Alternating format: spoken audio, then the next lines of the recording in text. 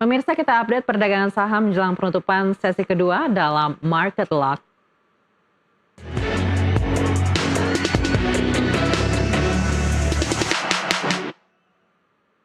IHSG pada penutupan perdagangan sesi 1 hari ini ditutup melemah 0,81% atau 67 poin ke level 8.255. Indeks sempat menyentuh level tertinggi di 8.358 di zona hijau dan terendah di level 8.236 di zona merah. Sebanyak 212 emiten bergerak menguat, 475 emiten melemah, dan 271 emiten stabil. Seluruh sektor melemah dengan tingkat pelemahan paling besar yaitu sektor transportasi sebesar 2,4.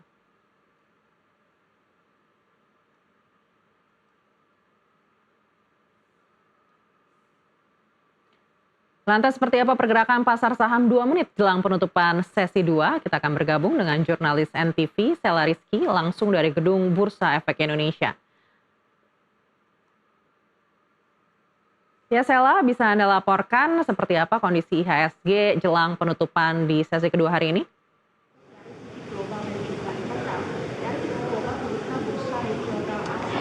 Baik Anda dan juga pemirsa, ini indeks harga sabung IHSG maksud kami ini tadi memang pagi dibuka di zona hijau, namun terus mengalami penurunan dan berada di zona merah. Untuk saat ini memang 1 menit menjelang penutupan ini masih berada di zona merah, yang mana angkanya ini atau levelnya di level 8.322. Ini terjadi penurunan atau minus sekitar 1,44%.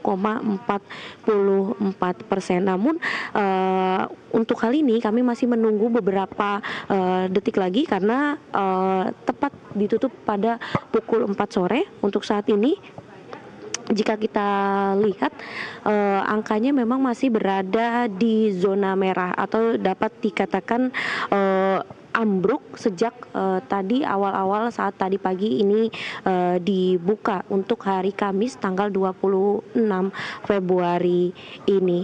Dan untuk itu ada saham yang menguat, ada sekitar 149 saham dan 509 sekarang menyentuh 600 saham yang melemah dan ada 209 saham yang stagnan.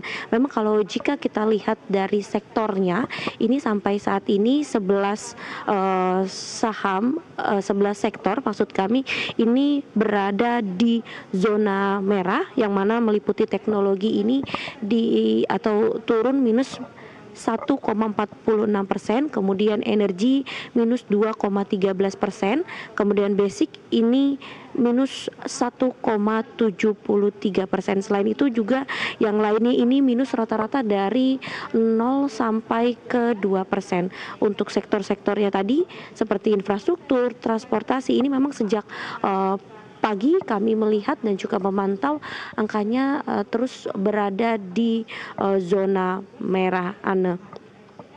Selain itu juga untuk terkait dengan sektor yang tadi, dan ini dipengaruhi oleh sentimen pasar. Baik. Yang mana ini ada di efek globalnya sendiri, ini terkait dengan pidato dari Presiden Donald Trump pada saat hari Rabu kemarin, yang mana Trump ini memaparkan capaian kinerja di tahun keduanya ini terkait dengan pengetatan perbatasan, klaim penurunan inflasi, kemudian penguatan pasar saham AS, peningkatan produksi energi maupun arah kebijakan pajak dan juga tarif. Di sini Trump juga menyebut bahwa Amerika ini sedang memasuki era keemasan menjelang peringatan ke 250 tahun mereka di bulan Juli mendatang. Selain itu juga dari Trump sendiri ini menegaskan bahwa Amerika Serikat ini tidak akan membiarkan Iran memiliki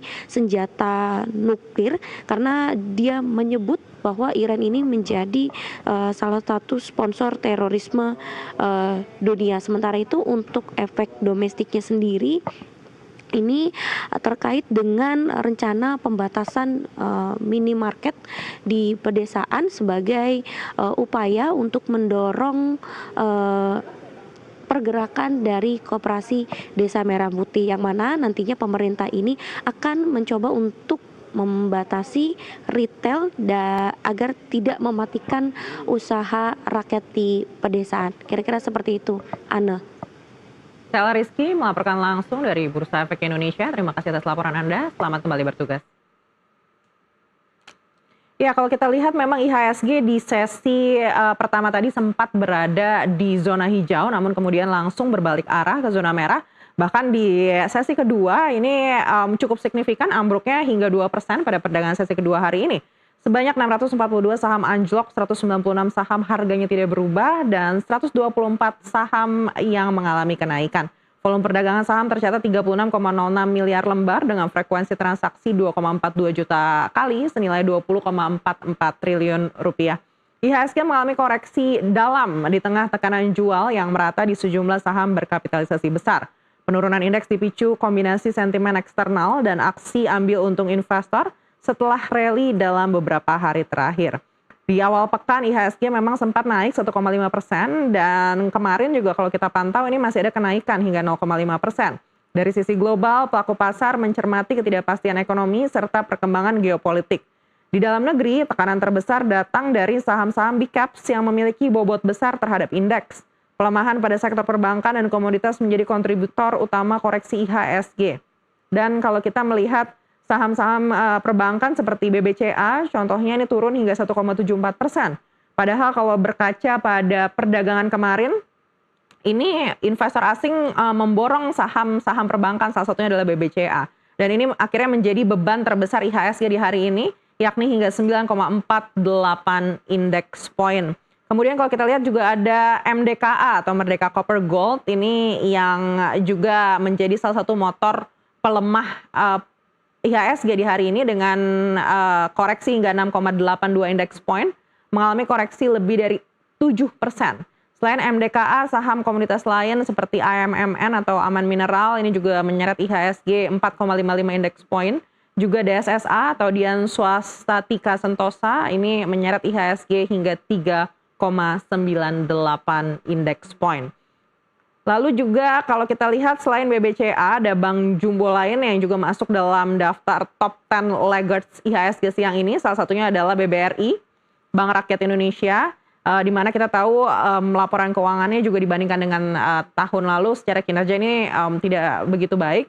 Dan Bank Mandiri juga membebani IHSG, masing-masing menyeret IHSG 6,29 dan 5,82 index point. Meskipun melihat perdagangan Kamis ini memang berada di zona merah, pasar keuangan Indonesia masih berpotensi bergerak lebih sensitif karena dibayangi rangkaian sentimen khusus. Terutama dari Amerika Serikat, di mana kita tahu dalam pidato kenegaraan Amerika Serikat, Donald Trump ini di hadapan Kongres Selasa malam kemarin atau Rabu waktu Indonesia, ini memamerkan capaian tahun pertama masa jabatan keduanya. Namun Trump juga menegaskan terkait dengan pemerintahannya ini tidak akan membiarkan Iran memiliki senjata nuklir, sehingga sentimen ini dinilai investor memungkinkan bahwa aksi pengerahan kekuatan militer Amerika Serikat di Timur Tengah akan tetap tinggi ke depannya, dan ini yang akhirnya jadi mengganggu kepercayaan investor global yang spillover-nya kita rasakan di pergerakan bursa domestik kita hari ini.